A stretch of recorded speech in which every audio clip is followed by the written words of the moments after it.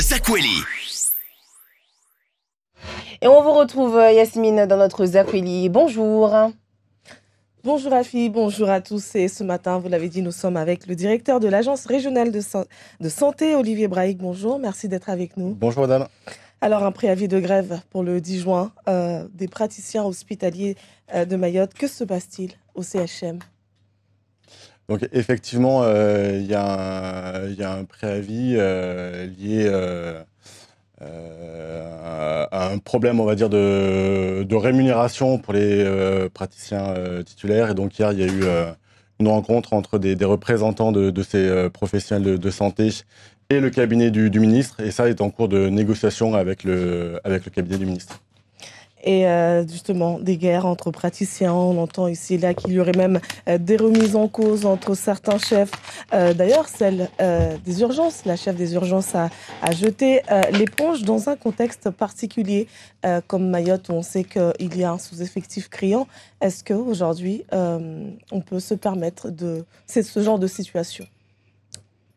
Alors effectivement, dans un contexte de choléra, tous les services doivent être mobilisés du CHM, et c'est le cas. Permettez-moi de redire sur vos antennes, et je l'avais redit sur d'autres émissions, mon admiration quand même pour le personnel soignant du CHM depuis ces derniers mois et ces dernières années, qui fait face à de nombreuses crises à la fois internes et externes. Et c'est la raison pour laquelle, pour faire face à ces nombreuses crises, nous, ARS, en lien avec le ministère de la Santé, on vient en renfort des services les plus critiques, dont les services des urgences, comme vous avez cité.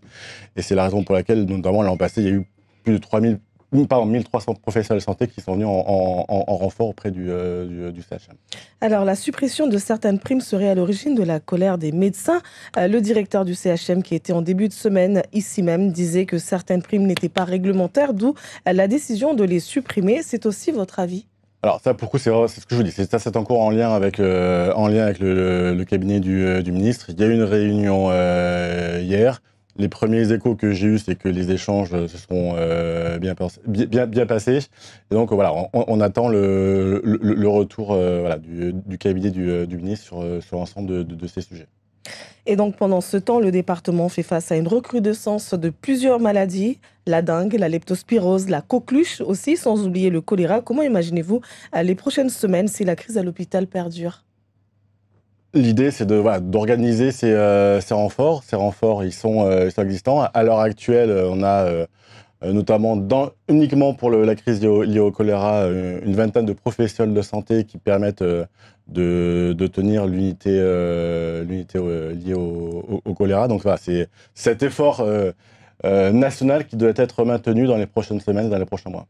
Donc, je le disais tout à l'heure, des médecins qui sont en nombre réduit, qui se sentent lésés. Est-ce que l'investissement, la motivation au quotidien peut être le même est-ce que la qualité des soins peut toujours être une priorité lorsqu'on se sent lésé? La qualité et la sécurité des soins, moi en tant que directeur général de l'ARS, figure évidemment parmi mes priorités, et figure aussi parmi les priorités de l'ensemble des soignants et des chefs de service du CHM, bien évidemment. Récemment, un médecin du CHM a témoigné anonymement au journal Libération.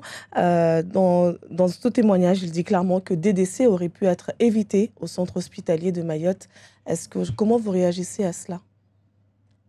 Alors là, pour le coup, pour l'instant, je n'ai pas ces données. Tout ça va être en cours d'analyse. Pour l'instant, à date, je ne peux pas me prononcer. Alors, le choléra à Koungou, M'Tsangamouji, Passamaïti, le choléra gagne du terrain. On compte donc 2 décès à Mayotte. Le nombre de cas au total a-t-il évolué depuis le dernier bulletin? Alors, à l'heure actuelle, à date de hier soir, on était à 126 cas sur le territoire mahorais. En début de semaine, c'était à 122. Exactement. Donc là, à date de hier soir, on est à 126 cas. Très précisément, quelle est la situation à l'heure actuelle? Il n'y a pas d'explosion épidémique à Mayotte. On a 3 foyers. Ces derniers cas ont été recensés dans les mêmes endroits? Pardon? Les derniers cas là qui ont été recensés. Oui, exactement. Donc, il y a 3 foyers à l'heure actuelle sur le territoire mahorais. Je vais dire le premier, le plus connu, le foyer de Kherson à Koungou, qui semble contenu. Dans le sens, qu'est-ce qui me permet de dire ça? C'est qu'on a de moins en moins de cas qui apparaissent dans ce quartier.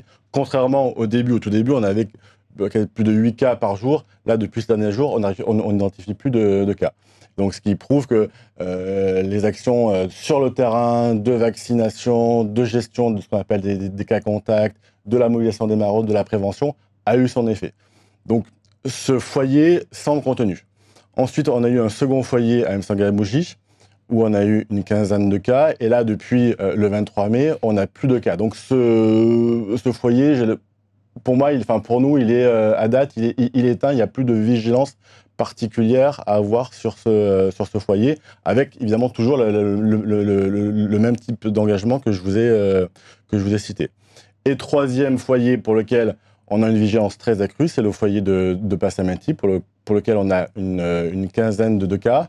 Et donc, on a organisé sur ce foyer, sur ce secteur, notamment une vaccination. Il y a plus de 400 personnes qui ont été vaccinées. Je reviens juste à ma question. Donc, on est passé de 122 cas à 126. Oui. Les 4 derniers cas ont été recensés aussi à Passamenti? Il y en a il y en a notamment 2 à Passamenti. Et en parallèle, de manière très sporadique, on identifie comme ça, sans déclenchement, j'allais dire, de foyer, des cas autochtones, voire importés sur le territoire. Justement, en parlant de Passamenti, nous avons été sur place voir un peu les habitants, et clairement, certains habitants sont dans un déni total et continuent de continuer les comportements, boire de l'eau de rivière, et sont dans le déni total. Et comment éviter justement la propagation de la maladie lorsque certains habitants réagissent comme ça? Alors voilà, je pense qu'il faut aussi rationaliser peut-être certains habitants. En tout cas, il y a une grosse mobilisation. Nous, on mobilise beaucoup d'associations chaque fois qu'il y a identification de foyers, notamment pour un objectif principal, faire de la prévention concernant l'usage de l'eau à la fois pour la boisson, mais aussi pour, l'hygiène d'une manière générale. Donc c'est par ces messages que l'on fait passer au quotidien auprès de cette population que les gestes et l'amélioration de cette hygiène de base va évoluer dans ces quartiers. Lorsque vous allez dans ces quartiers, est-ce que les habitants se laissent facilement approcher, oui. Sensibiliser? Oui, on a à la fois mes équipes, les équipes de l'ARS et les associations n'ont aucun problème pour intervenir dans les foyers, dans les secteurs que je vous ai identifiés. Alors aujourd'hui, on compte 5458 personnes vaccinées sur le territoire. Est-ce que l'ARS envisage de continuer encore et encore à vacciner la population? Oui. Est-ce qu'il faut attendre qu'il y ait d'autres foyers pour aller à chaque fois passer de foyer en foyer, ou généraliser justement la... Alors, à l'heure actuelle, toutes les actions que l'on mène se basent sur des avis scientifiques. Hein. C'est pas l'ARS qui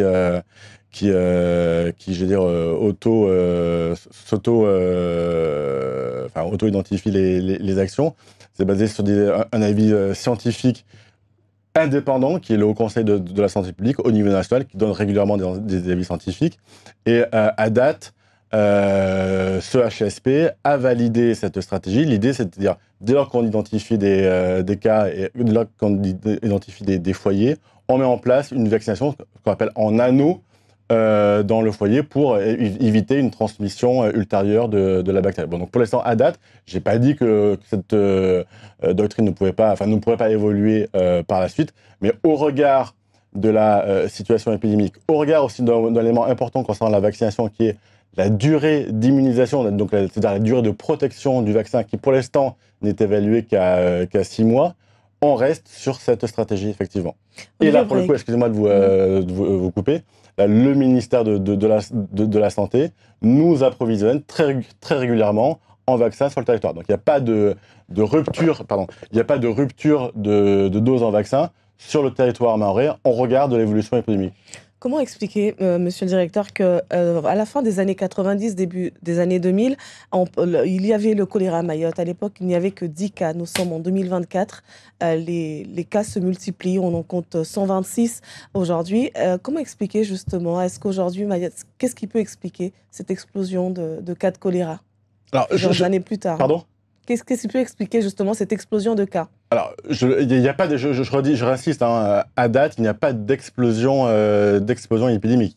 Lorsqu'on compare oui, quand même les sur deux le chiffre, périodes, il n'y a pas d'explosion épidémique. Il y a identification de foyers de cas de choléra dans des quartiers informels, insalubres, dans lesquels il n'y a pas l'accès à l'eau, il y a une forte promiscuité, et c'est ce terreau-là, si vous me permettez, qui fait en sorte que les foyers, qu'il y ait un nombre de cas important. Fin des années 90 aussi, il y avait beaucoup de foyers n'avaient pas forcément accès à l'eau et évidemment, il n'y avait pas autant de cas.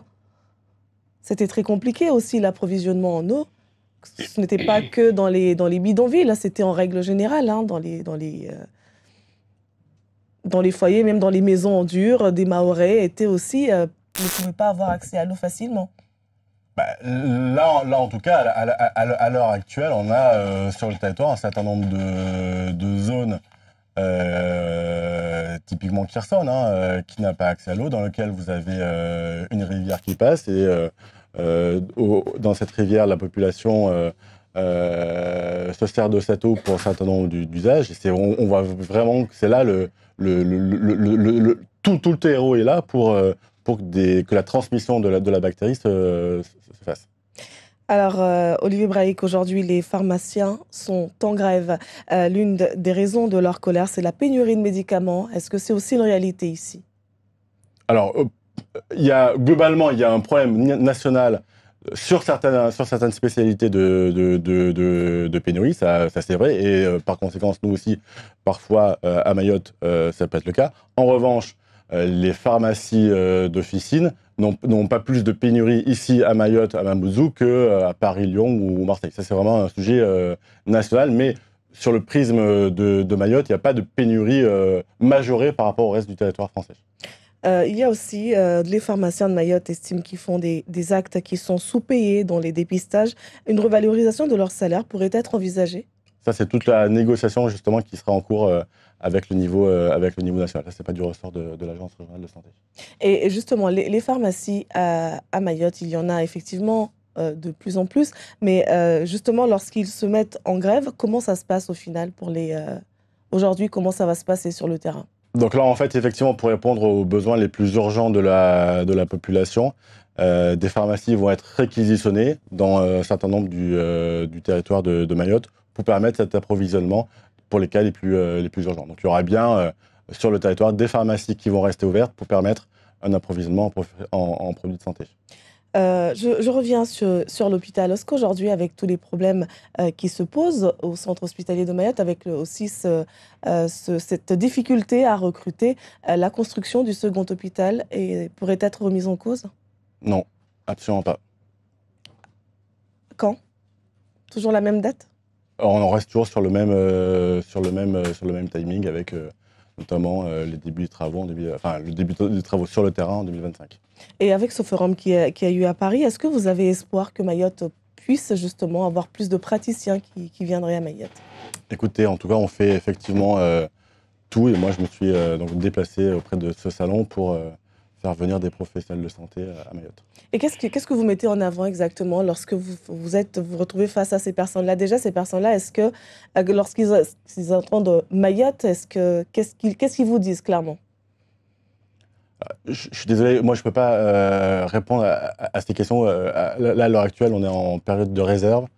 Donc moi, je ne peux pas me... Non, est-ce que ces personnes-là ont peur de venir à Mayotte? C'est dans ce sens-là la question. Est-ce qu'on parle beaucoup d'insécurité, on parle beaucoup, voilà, un cadre de vie qui ne répondrait pas forcément à leurs attentes. Est-ce que cette peur est encore là? Non, en tout cas, moi j'ai vu un certain nombre de professionnels de santé. Il y a eu beaucoup de professionnels de santé qui se sont rendus à ce stand. Et ce qui les intéresse, c'est les modalités d'exercice et le type d'exercice que l'on peut leur proposer à Mayotte.